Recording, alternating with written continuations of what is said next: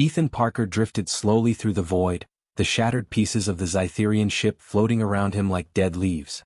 His suit was torn in places, the inner padding scorched and scraped, and bruises spread across his arms and legs. The alien captors had tossed him away like garbage, leaving him to die on a jagged asteroid far from any human colony.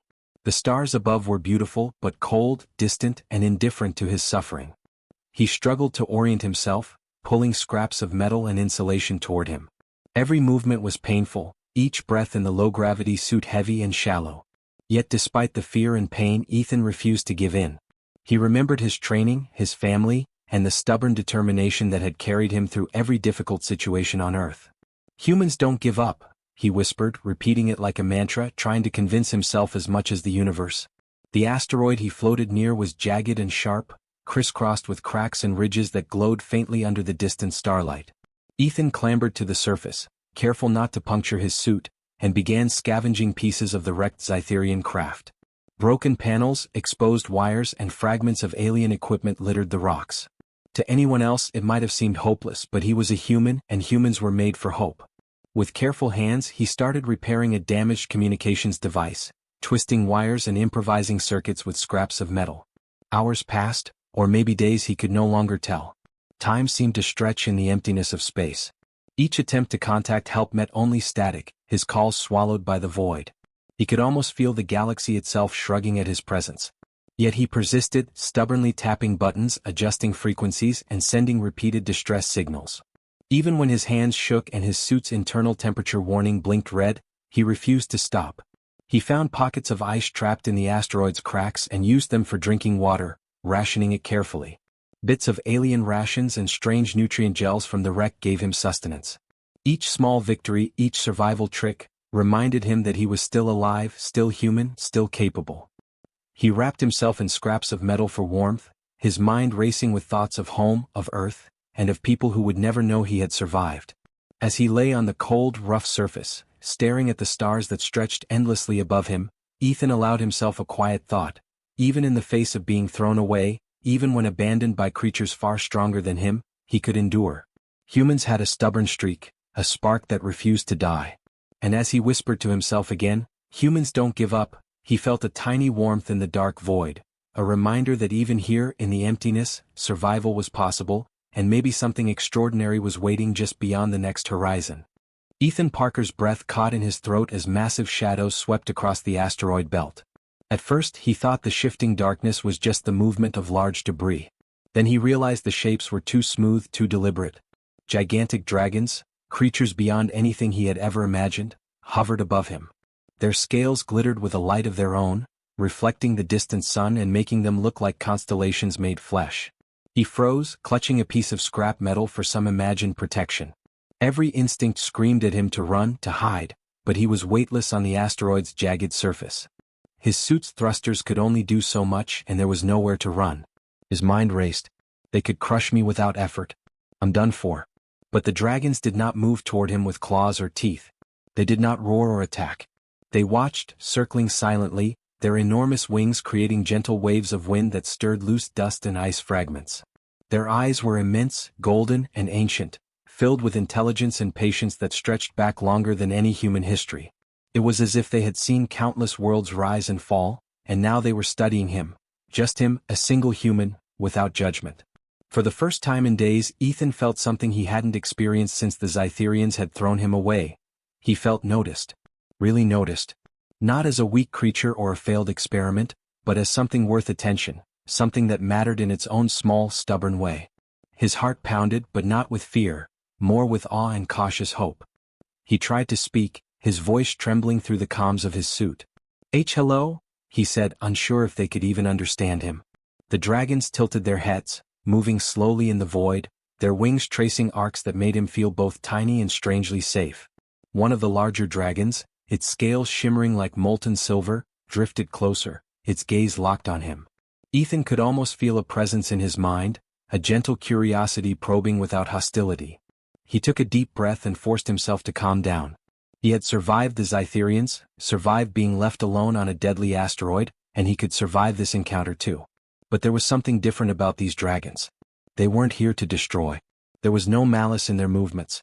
Just observation, patience, and a strange kind of respect. Ethan's fingers tightened around a piece of alien wiring he had scavenged, not as a weapon, but as a lifeline, a reminder that he was human, and humans had a way of surviving against impossible odds. For the first time in days he allowed himself to hope. Maybe, just maybe, these dragons weren't here to end his life. Maybe they were here to show him something he could never have imagined.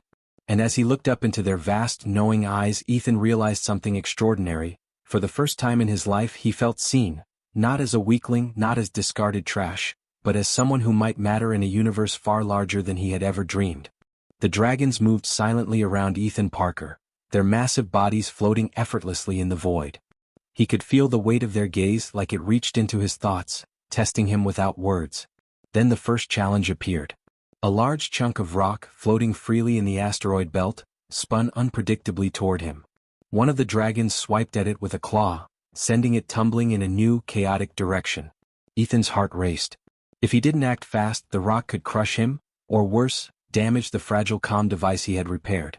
He grabbed a piece of jagged metal and tied it to a cable from the wreckage, improvising a tether. Using small thruster bursts from his suit, he nudged the rock, slowing it just enough to keep it from spinning out of control. The dragon watched, its head tilting slightly as though impressed.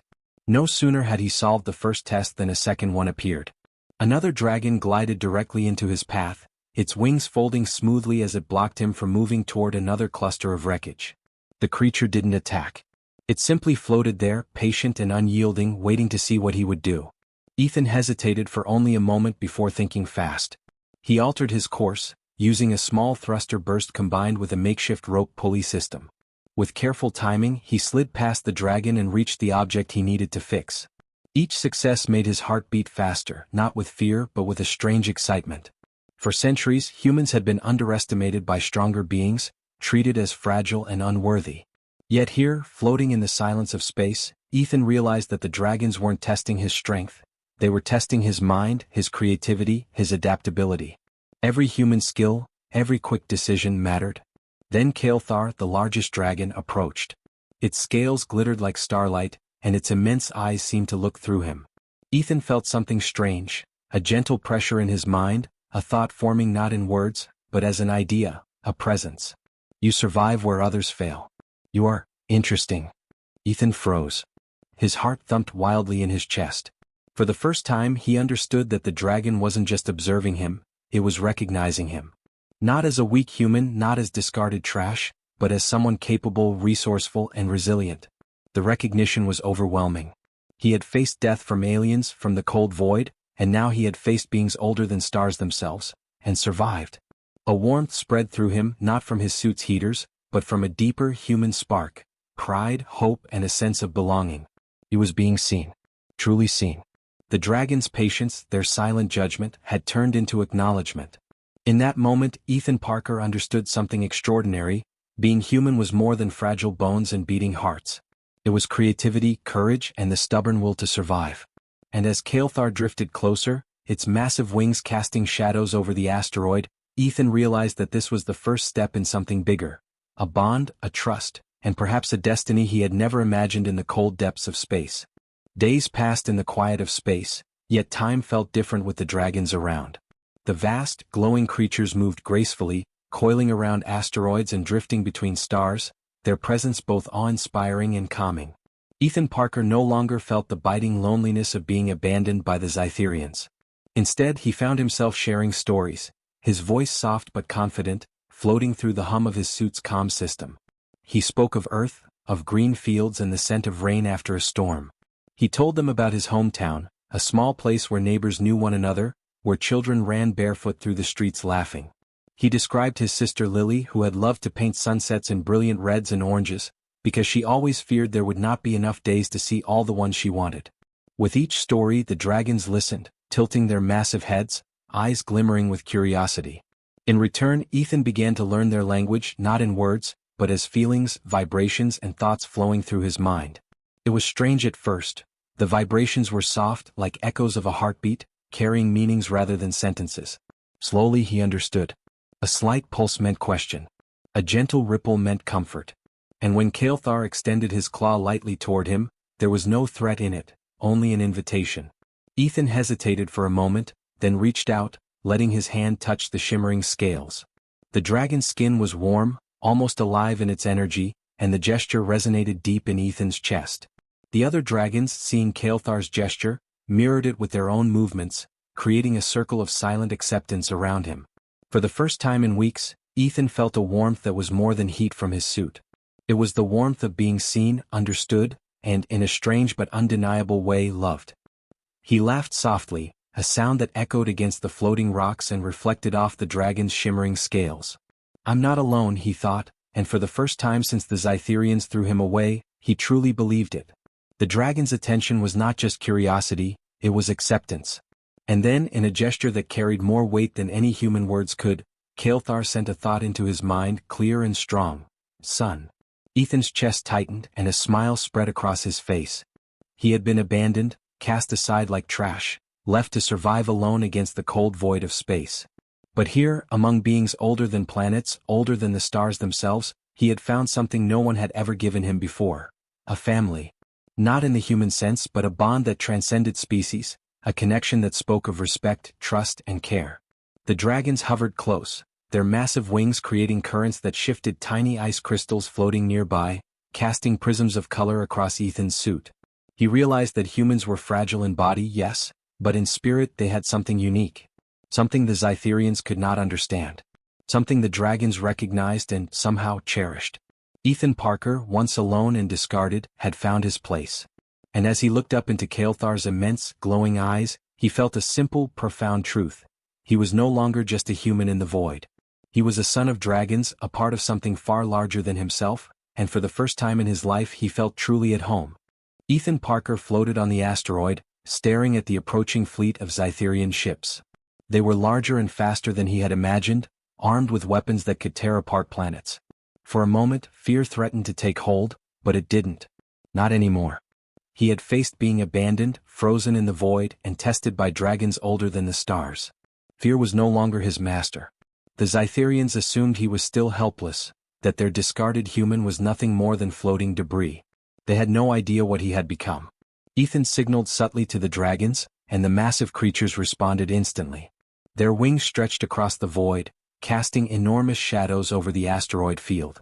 Their eyes glimmered with intelligence and ancient power, reflecting Ethan's own determination back at him. Using the knowledge he had gained while surviving on the asteroid, Ethan guided the dragons to strike strategically. He pointed out weak points in the Zytherian ships, areas where their weapons and shields were vulnerable. He improvised traps using floating debris, wires and energy pulses from the dragons themselves. Each move was precise, calculated, and creative, human ingenuity amplified by the strength of creatures far older and stronger than him. The battle unfolded with breathtaking speed. Dragons twisted and spiraled through the void, flames and sparks trailing behind them like cosmic comets. Ethan coordinated their movements, shouting through the mental link they shared. The Zytherians, confident they were attacking a helpless human, were caught off guard. Ships collided with one another, engines overloaded, and weapons malfunctioned under the unexpected onslaught. Ethan's strategies worked perfectly with the dragon's power. He felt a surge of pride, not for destruction, but for teamwork, for connection, and for the trust he had earned.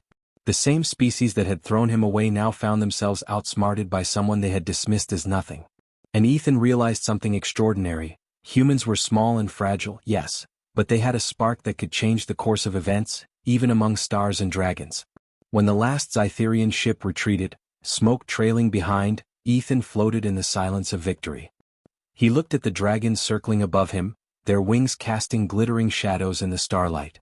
Kael'thar approached, massive and radiant, and nudged him gently with a claw.